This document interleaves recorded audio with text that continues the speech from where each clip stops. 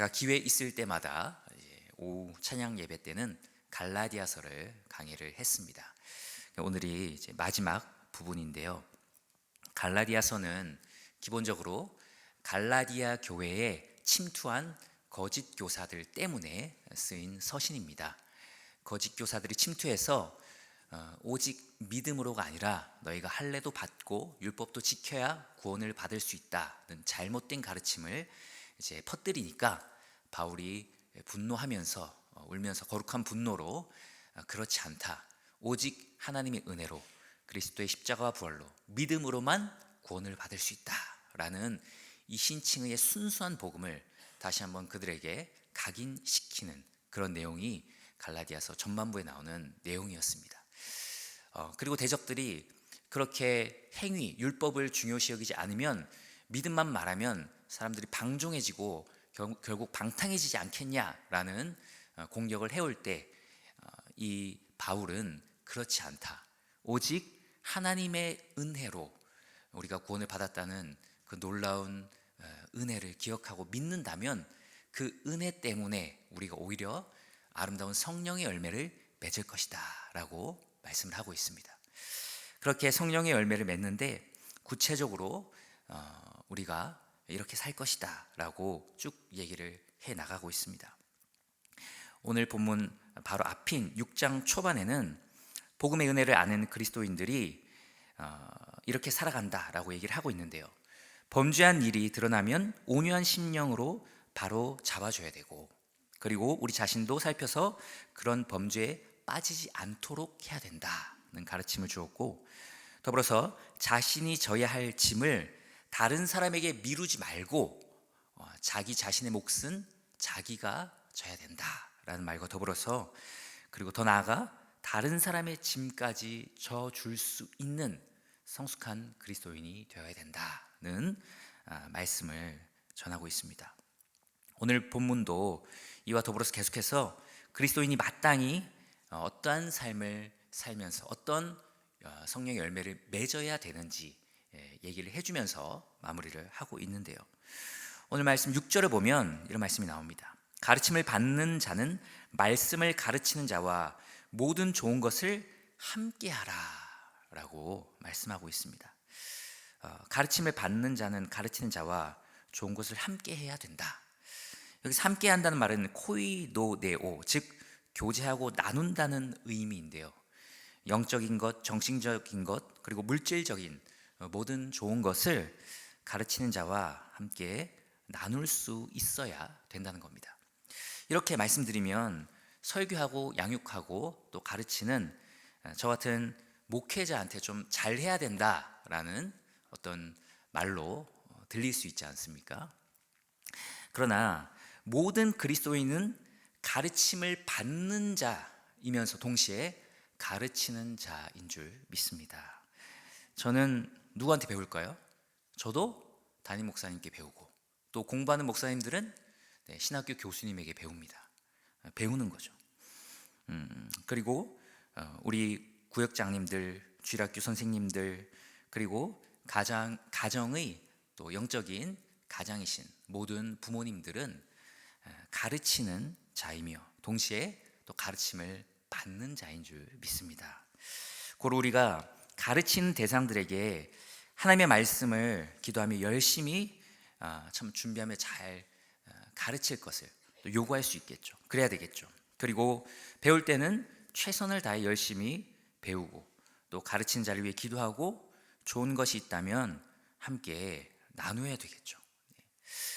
저는 특별히 구역장으로 수고해 주시는 분들과 또 주일학교 교사로 수고해 주시는 분들, 그 외에도 나를 위해서 기도해 주시는 분들, 그런 우리에게 정말 영적인 꼴을 먹여주시는 분들을 한 번 더 생각하고, 내가 잘 섬기지 못했다면 저희는 섬김을 많이 받으니까 그분들을 잘 섬겼으면 좋겠습니다.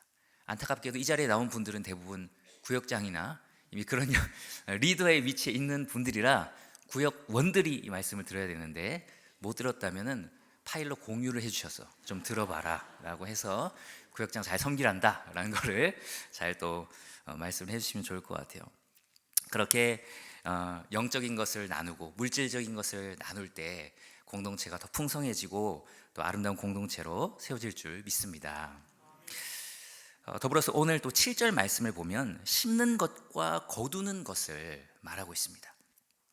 7절 말씀을 보면 스스로 속이지 말라. 하나님은 업신여김을 받지 아니하시나니 사람이 무엇으로 심든지 그대로 거두리라 라고 말씀하십니다. 우리 속담에도 비슷한 말이 있는데요. 콩 심은 데 콩 나고 팥 심은 데 팥 난다는 말이 있죠. 심은 대로 거둔다는 말입니다. 제가 지난번 금요 기도회 때 제가 초등학생 때 고구마를 한번 심은 적이 있다라는 얘기를 한 적이 있는데요. 고구마를 심었기 때문에 고구마를 기대했지 거기 뭐 감자나 다른 것이 열리기를 기대하진 않았습니다. 그런데 만약 제가 고구마를 심어 놓고 세계 3대 진미 중에 하나인 트러플, 송로버섯이 맺히기를 기대했다면 그건 제가 오늘 말씀 7절 말씀처럼 스스로 자기를 속이는 것이고 하나님을 업신여기는 걸 겁니다. 하나님을 업신여긴다는 게 무슨 말이냐면 하나님을 조롱한다는 말입니다. 네. 작은 것으로 심고 큰 것이 나오기를 바라거나 악한 것으로 심고 선한 것이 나오기를 기대하는 것 자체가 잘못된 것이고 악한 것이라는 거죠. 어쩌면 로또가 당첨되기를 바라는 그런 심리 자체가 악한 것이다라고 오늘 말씀을 얘기해 주는 겁니다. 대표적으로 이런 게 있는 것 같아요. 공부는 거의 안 하고 시험에서 고득점 받을 수 있도록 기도하는 것. 네. 이게 하나님을 업신여기고 조롱하는 거라는 겁니다. 네. 만약 별로 공부하지도 않고 좋은 점수를 바란다면 다른 누군가는 열심히 공부했는데 낮은 점수, 소위 나쁜 점수를 받아야만 가능한 거잖아요. 그러니까 날 위해서 공부를 열심히 했지만 좀 나쁜 점수를 누군가는 받게 해주세요라고 기도하는 것과 똑같은 거라는 거죠. 선하지 않고 악하다는 겁니다. 마태복음 25장 26절 말씀을 보면 이런 말씀이 있습니다. 그 주인이 대답하여 이르되 악하고 게으른 종아 나는 심지 않은 데서 거두고 해치지 않은 데서 모으는 줄로 내가 알았느냐 라고 하면서 1달란트를 맡겼던 그 종을 향해 주인이 굉장히 분노하는 장면이 나옵니다. 5달란트 받은 사람은 5달란트 남겼고 2달란트 받은 사람은 열심히 일해서 2달란트 남긴 걸 우리가 알고 있습니다. 1달란트 받은 자는 땅에다 묻어놨죠. 그리고 주인이 심지 않은 데서 거두고 해치지 않은 데서, 그러니까 뿌리지 않은 데서 거두는 사람이라고 말하면서 그걸 그대로 갖다 줄 때 주인이 내가 그런 사람인 줄로 네가 오했냐라고 하면서 그러면 차라리 이걸 그러니까 은행과 같은 곳에 맡겼으면 이자라도 나왔을 텐데, 그래서 악하고 게으른 종아라고 하면서 엄히 혼내는 그런 장면을 볼 수 있습니다. 우리가 하나님 앞에서 최선을 다하고 좋은 결과를 발해야 된다는 거죠. 우리가 학생들에게 최선을 다해 공부하면서 간절히 기도해야 된다라고 가르쳐야 될 줄 믿습니다. 네. 열심히 기도만 하면 된다라고 해도 잘못된 거고 공부만 하면 된다라고 해도 잘못된 거죠. 최선을 다해 공부하면서 결과는 하나님 앞에 맡깁니다라고 하면서 나아갈 때 하나님께서 또 선한 열매로 역사하실 줄 믿습니다. 마찬가지로 자녀들에게 모범을 보이지 않고 신앙적인 양육도 전혀 하지 않으면서 자녀들이 믿음의 사람으로 성장하기를 기대하는 것. 예배와 말씀 공부, 기도를 소홀히 하면서 우리 자신이 영적으로 성장하기를 기대하는 것. 기도하지 않으면서 응답받기를 기대하는 것. 사랑으로 인내하며 보살피지 않으면서 구역원이 혹은 주일학교 학생들이 변화되기를 기대하는 것. 선행을 하지 않으면서 기독교의 이미지가 좋아지기를 기대하는 것. 전도하지 않으면서 전도의 열매가 맺히기를 기대하는 것. 이 모든 것이 바로 심지 않으면서 아무것도 하지 않으면서 좋은 결과를 기대하는 하나님이 기뻐하시지 않는 마음 아닐까요? 특별히 다음 주 새생명 전도축제 1차 작정이 있습니다. 전 새생명 전도축제를 할 때마다 두 가지 마음이 들더라고요. 두 가지 이제 놀라는 일이 있는데, 첫 번째 놀라는 일은 그 많은 전도 대상자들, 태신자들 명단을 보면서 우리 성도님들이 참 이렇게나 열정적으로 태신자를 작정하고 또 전도하려고 하는구나라는 마음이 들면서 또 흐뭇한 마음이 듭니다. 근데 동시에 이렇게나 많은 사람이, 훨씬 더 많은 사람이 태신자를 작정하지 않는구나라는 것을 보면서 때로는 또 마음이 아프더라고요. 데리고 오지 못하는 것, 그거는 뭐 하나님께 달린 거잖아요. 우리 최선을 다해도 안 될 수도 있습니다. 근데 아예 작정을 안 하는 것, 그건 사실 우리가 할 수 있는 건데 안 하는 거잖아요. 많은 사람들이 작정을 하지만 사실 출석 인원의 한 85%는 작정을 하지 않습니다. 네. 그러니까 좀 마음이 또 아프기도 하더라고요. 열매는 주님께 맡기고 한 영혼을 작정하고 간절히 기도하며 씨를 뿌리는 생명력 넘치는 우리 교회로 더욱더 성장해 나가기를 축복하고 기도합니다. 아멘.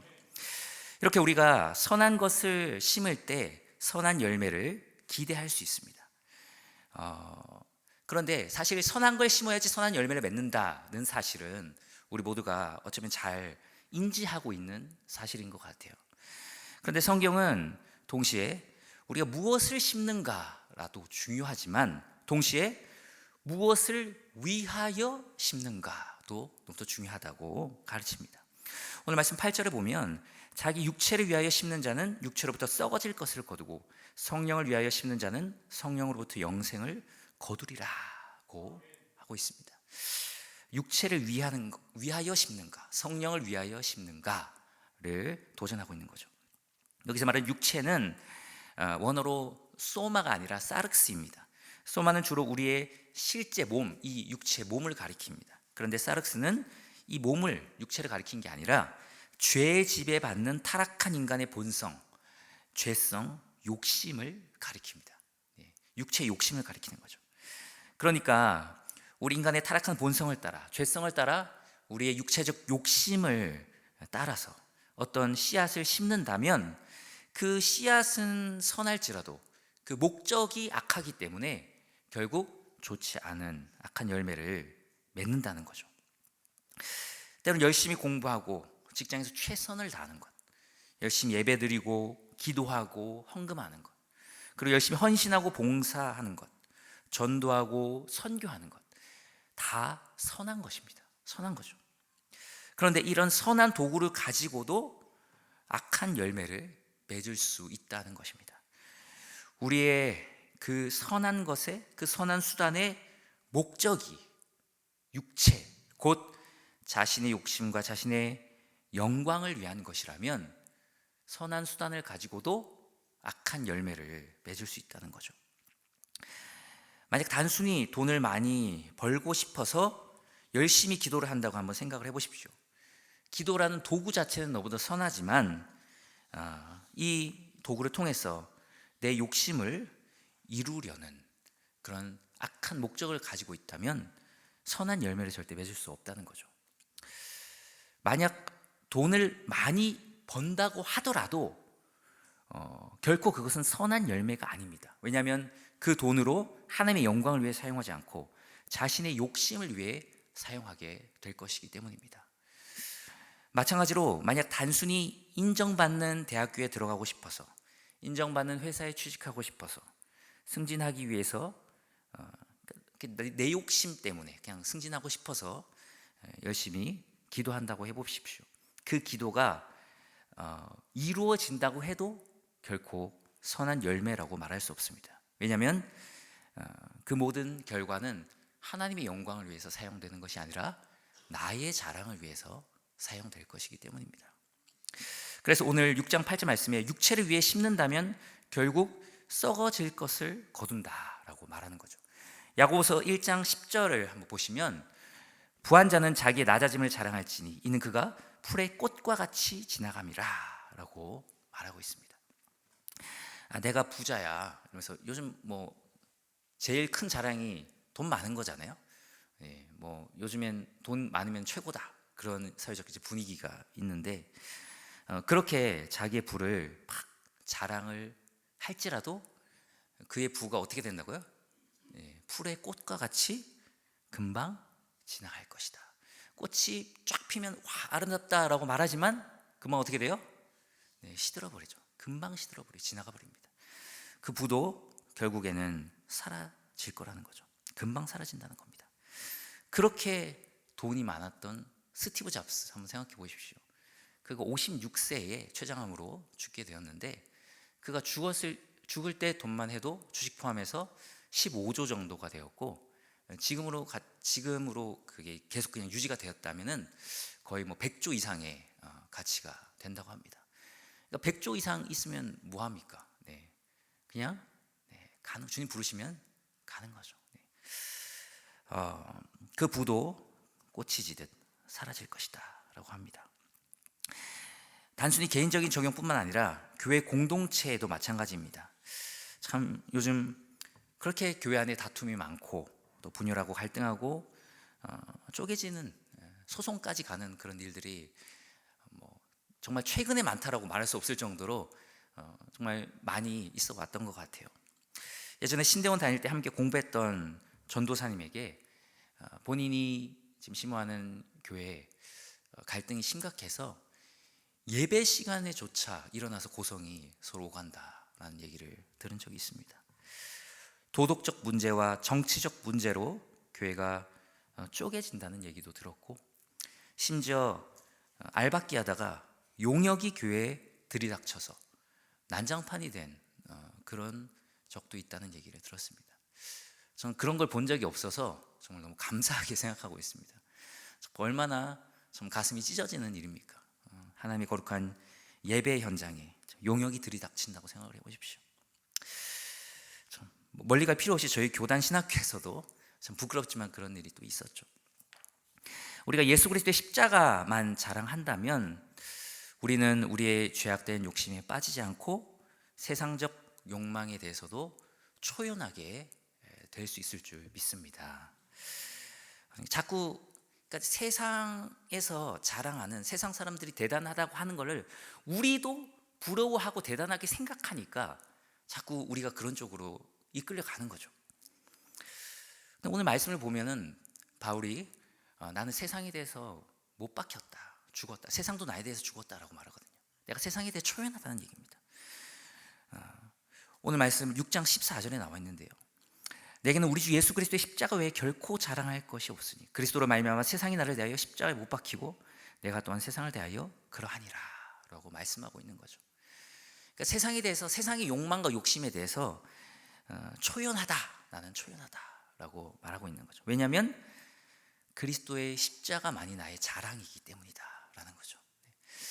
그러니까 세상 사람들이 자랑하는 그 것들, 그 뭐 돈과 권력과 명예와 인정받는 그런 것들이 우리에게 자랑으로 안 보일 수는 없는 것 같아요. 우리도 그런 것들이 자랑으로 보여요. 그리고 때로는 소유하고 싶죠.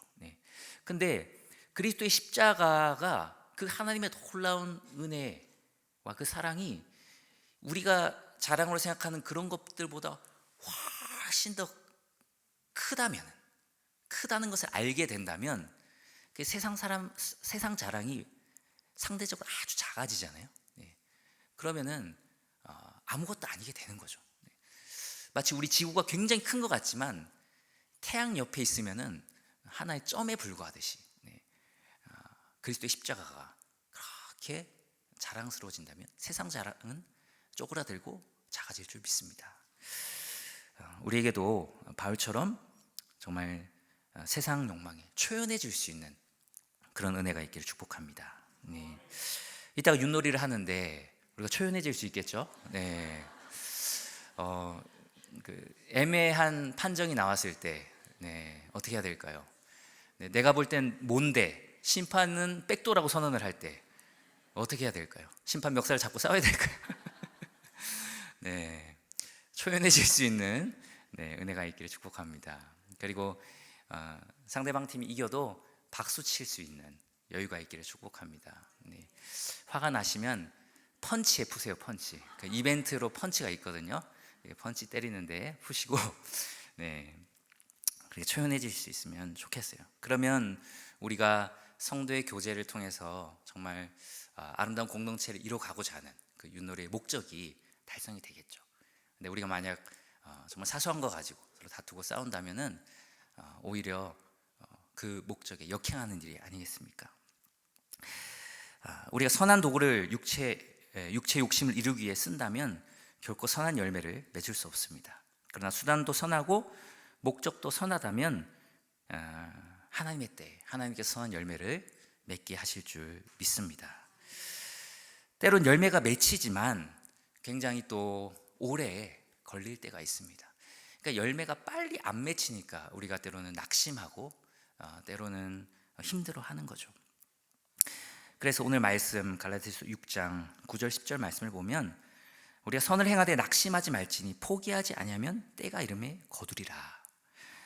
우리는 기회 있는 대로 모든 이에게 착한 일을 하되 더욱 믿음의 가정들에게 할지니라 라고 말하고 있습니다. 믿음의 가정들에게 선한 일을 하고 또 믿음의 가정 이외에도 우리가 선한 일을 해야 된다. 그런데 그렇게 선을 행할 때 당장의 응답이 오지 않고 열매를 맺지 못할지라도 열매를 보지 못할지라도 낙심하지 말고 포기하지 마라. 하나님의 때가 이르면 반드시 열매를 맺게 될 것이다 라고 말씀하고 있습니다. 그러니까 때는 하나님께 있잖아요. 그러니까 우리는 다만 기도해야 될 줄 믿습니다. 네, 하나님의 때 하나님께서 응답하시는 거죠. 전 최근에 신방했던 어떤 집사님이 참 이런 선한 도구로, 선한 목적을 가지고 이렇게 선한 일을 하고 있구나라는 생각이 든 적이 있는데요. 어떤 집사님이 산후도우미를 하고 계신데 그런 고백을 하더라고요. 이 산후도우미를 하는 것은 단순히 어떤 경제적인 이유 때문이 아니라 이것을 통해서 복음을 전하기가 너무 좋아서 저는 일을 하고 있습니다 라고 고백하더라고요. 근데 산후도우미가 사실 복음을 전하면 법적으로 그러니까 걸리거든요. 안 되거든요. 그 회사 업체 규율상.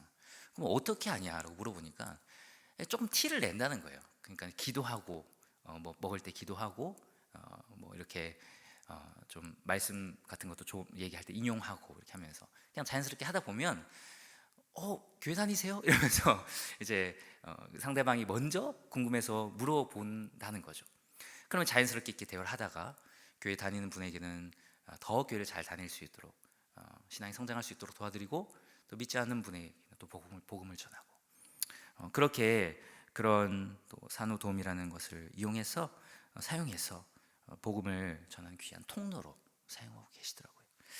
하나님께서 때가 되시면 아름다운 참 열매를 맺게 하시겠다라는 참 마음이 들더라고요. 당장에 그 아이의 엄마가 교회 나오지 않을지라도 씨를 뿌리는 거잖아요. 뿌리시는 거죠. 때가 되면 하나님께서 또 열매를 맺게 하시는 줄 믿습니다. 네. 근데 이 참 시간이 오래 걸리는 것을 인내할 때 우리는 더 또 큰 기쁨을 때로는 맛보기도 하는 것 같아요. 하나님은 또 우리의 성숙을 위해서 성장을 위해서 또 인내하게 하시기도 하는데 저는 얼마 전에 그 꽃감을 먹은 적이 있는데 이 꽃감을 먹으면서 갑자기 이 말씀과 연결이 되더라고요. 꽃감은 굉장히 달죠. 근데 이걸 잘 모르시는 분들이 있던데 감에는 단감이 있고 떫은 감이 있잖아요. 네, 어르신들은 다 아시겠지만 단감이 있고 떫은 감이 있습니다. 우리가 딱딱한 감을 먹는 그 감은 뭘까요? 단감이죠. 네, 단감입니다. 떫은 감은 그 익은 것처럼 그 딱딱한 감처럼 똑같이 생겨도 깎아도 똑같이 생겼어요. 근데 먹으면 떫어서 못 먹습니다. 잘 아시네요. 제가 그래서 어릴 때 시골에서 감이 다 익은 줄 알고 그냥 주황색이니까 따가지고 할머니 그 이제 감 나무에서 따서 그걸 먹었는데 떫어가지고 퇴퇴퇴 하면서 막 다 뱉었던 그런 기억이 있습니다. 생긴 건 똑같아요. 근데 떫습니다. 대신 걔를 따서 잘 깎아가지고 그 상태에 지금 떫지만 이렇게 잘 꽂아가지고 이제 바람이 잘 부는 곳에다가 매달아 놓으면 한 2달 정도 걸린다고 합니다. 정성스럽게 잘 보살피고 관리해주면 뭐가 되는 거죠? 꽃감이 되는 거죠. 꽃감이 되면 단감보다도 훨씬 더 답니다. 그렇게 떫었던 게 그 숙성 과정을 거쳐서 엄청나게 달아지는 거죠. 우리는 하나의 꽃감을 얻기 위해서 그 감이 나무에서 익을 때까지 기다리고 그걸 따서 깎아서 잘 관리하고 보살펴주고 2달 동안 그렇게 해줘서 결국에는 그 단맛을 내는 꽃감을 얻게 되는 거죠. 좀 시간이 걸릴 수 있습니다. 그러나 선한 수단으로 성령을 위하여, 하나님의 영광을 위하여 기도하며 준비하며 기다린다면 언젠가 하나님께서 아름다운 열매를 맺게 하실 줄 믿습니다.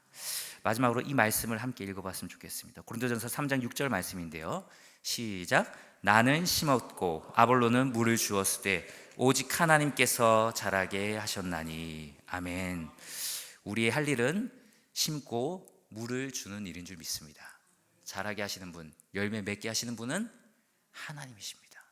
열매는 하나님께 맡기고 기도하면서 우리가 눈물로 심고 뿌리고 물을 준다면 하나님께서 가정 가운데, 우리의 공동체 가운데, 그리고 믿지 않는 우리 사랑하는 모든 관계가 있는 그 사람들에게 하나님께서 때가 되면 놀랍게 열매를 맺게 하실 줄 믿습니다. 이 시간 우리 찬양하며